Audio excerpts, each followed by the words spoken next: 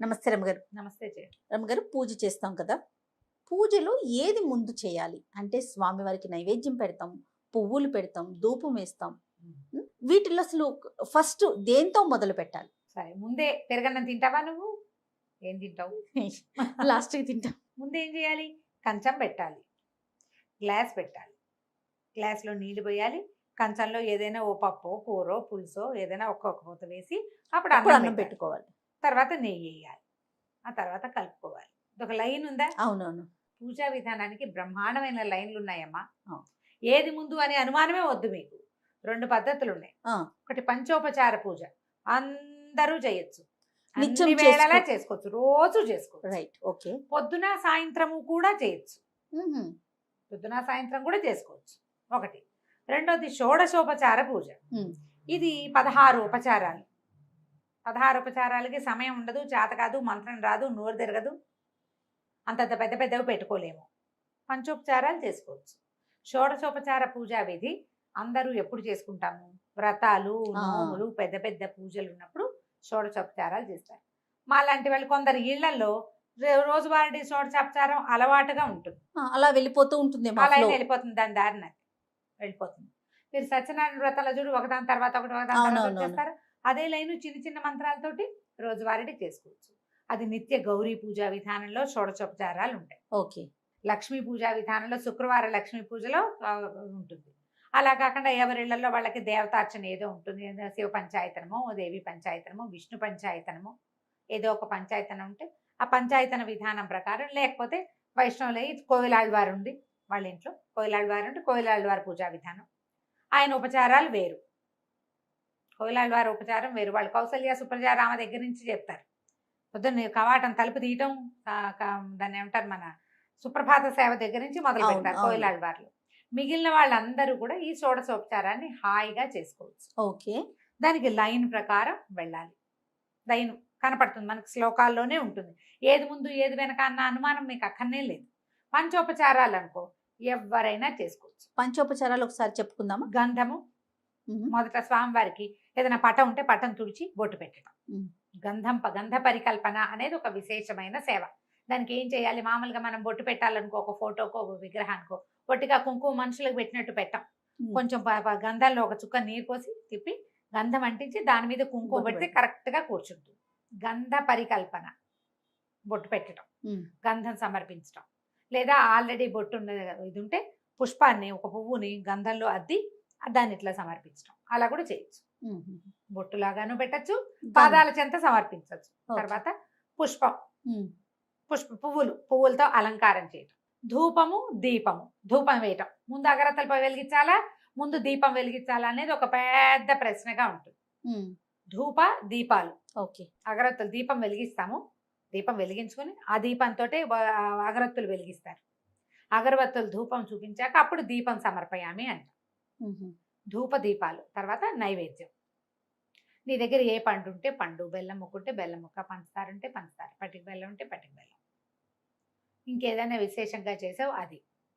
పాలు, పొద్దున్నే మనం పాలు కాచుకుంటాం కదా, పాలు కాయగానే నువ్వు స్నానం చేయకపోయినా పర్వాలేదమ్మా, స్నానం చేయకుండా ఎలా పెడతాము లాంటి అనుమానాలు పెట్టుకోబోకండి. సూక్ష్మంలో మోక్షం, అసలు భగవంతుడికంటూ ఒక క్రియ విధిగా నియమంగా చేయండి చాలు. పాలు కాసేటప్పుడు పొద్దున్నే స్టవ్ మీద పాలు కాచుకుంటాం. దీనికి విధానాలు, మనం ఎట్లాంటి అలవాట్లు ఉండాలి మనకి? రాత్రి అంట్లు గిన్నెలన్నీ సింకులోనో పెరట్లోనో పడేసుకోవాలి. స్టవ్ గట్టు శుభ్రంగా తుడిచేసుకోవాలి, స్టవ్ కడిగేసుకోవాలి.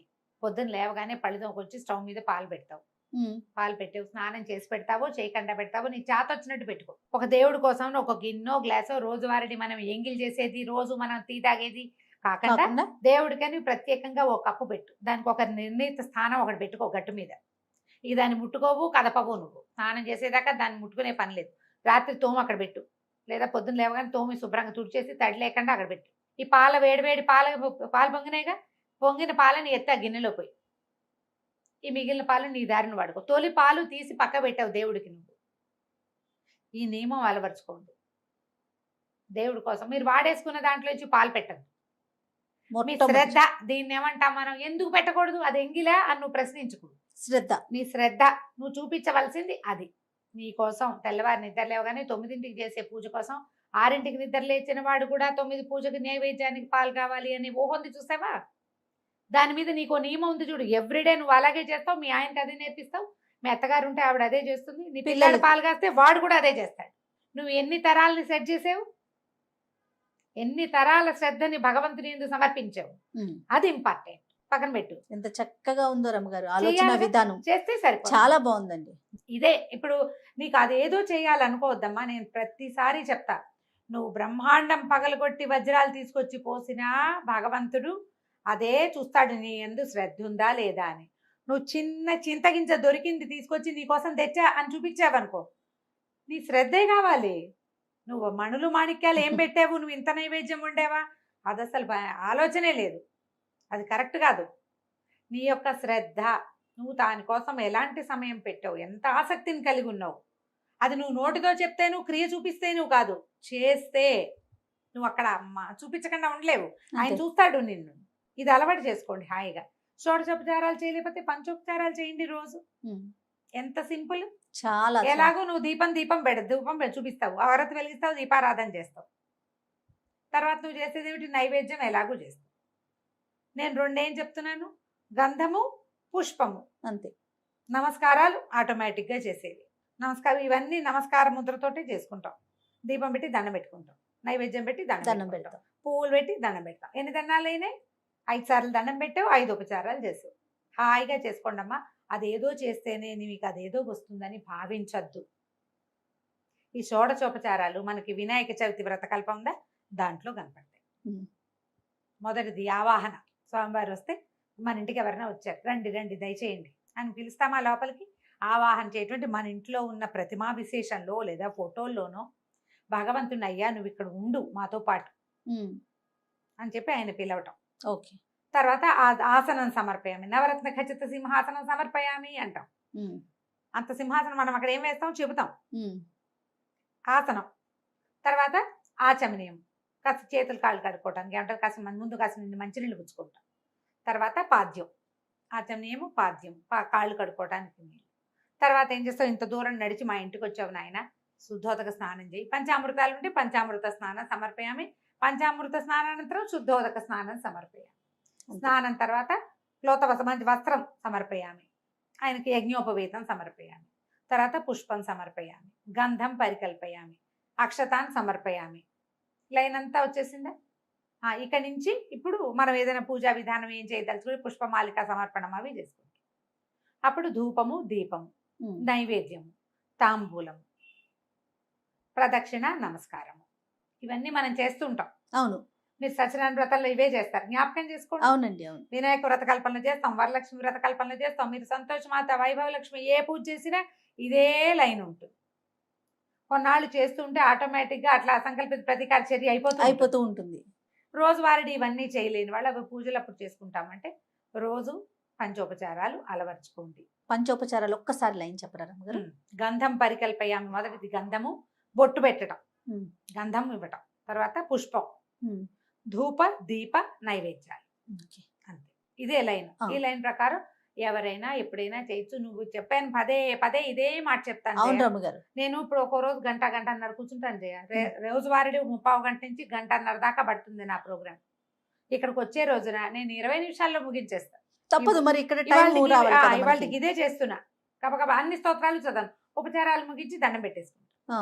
బోల్డన్ స్తోత్రాలు ఆయనకి ఈయనకి జగన్నాథాష్టకాలు అవన్నీ చదవను, వచ్చేస్తా. కుదిరినాడు చేస్తావు. కానీ ఉపచారాలు మనకు లేదా పెద్దవు 16 ఉపచారాలకు కూడా కుదరదు. తెల్లవారుజామున ప్రయాణం 5 ఉపచారాలు చేసి నమస్కారం చేసుకుంటాం. అది చేయలేదు కాబట్టి ఇది అయిందని అనుకోవద్దు. మీకు అలాంటి భయాలు ఉంటే నేను ఒక పాయింట్ చెప్తాను. నాకు కూడా ఉంటుంది జయ, ఆ భయం ఉంటుంది. చెప్తున్నాక కించగా ఉంటుంది, ఏమీ చేయకుండా వచ్చేసామని భయం. ఏదో కొంప మునుగుతుందని కాదు, చేయలేదే. ఇప్పుడు మనం పిల్లల కోసం గబగబా ఏదో చేసి పరిగెత్తుకుంటూ వెళ్ళిపోతాం జయ. ఒట్టిగా అన్నం పప్పు ఉండే పిచ్చి వేదో ఏం సరిపోయిందో అనిపించదా? 100% భయమా? అదొక ఆలోచన రమ్మగారు. కించ, అయ్యో సరిగ్గా చేయలేకపోయామే అని. నాకు ఈ పూజా విషయంలో నాకు ఆ కించగా ఉంటుంది. నేను ఇంటి దగ్గర మొదలుపెట్టి మొత్తం స్తోత్రాలు చదువుకుంటాను వచ్చేదాకా. ఎక్కడికి వెళ్ళినా సరే పొద్దున పూట మా వాళ్ళు రేడియో ఆన్ చేస్తారు, రేడియోతో పాటు నేను కూడా మోగుతూ ఉంటాను. ఆ దారి నేను చదివేసుకుంటాను. రామాయణం చదివేది ఉన్నా కూడా చదివేసుకుంటా, ఆ కించె పోగొట్టుకోవటానికి. మనకు అలవాటు ఉంటే అంతే. కించపడకండి, కొంతైనా చేయండి. అసలు మొత్తానికి మానేయకుండా ఏదో ఒకటి. నేను చెప్పాను 3ంటికి లేచి ప్రయాణం ఎయిర్‌పోర్ట్‌కి పరిగెత్తినా నేను దీపం పెట్టకుండా వెళ్ళను. అలవాటు. ఇక్కడి నుంచి ఎయిర్‌పోర్ట్‌కి వెళ్ళే లోపల మొత్తం కంప్లీట్ పాఠం చేసుకుంటారు. ఆయనకి అప్పచెప్పేసేయాలి. ఇది అలవర్చుకోండి, హాయిగా ఉంటారు. అన్నింటికి శ్రద్ధ ముఖ్యం. ముఖ్యం అంతే. నమస్తే రమగారు. నమస్తే.